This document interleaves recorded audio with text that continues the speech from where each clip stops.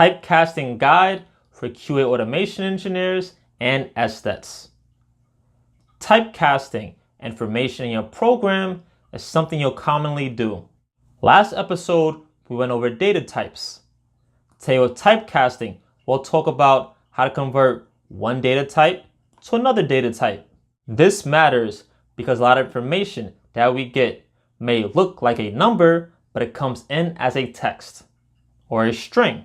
For example, if I make an API call and I get a status code that says 200, I can read it as the number 200. However, if it's returned as a string, that's a different data type. And we have to find a way to make that string into an integer. That's where casting comes in.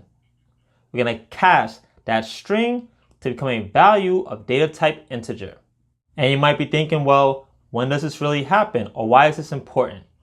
Let's say in your validations, you're comparing a status code text as 200 compared with an actual integer 200 to see if they match. You'll usually get an error. So you have to cast that string to be an integer as well. And then once you do that, you can do a logical comparison and compare your expected 200 to the actual integer 200 that we casted.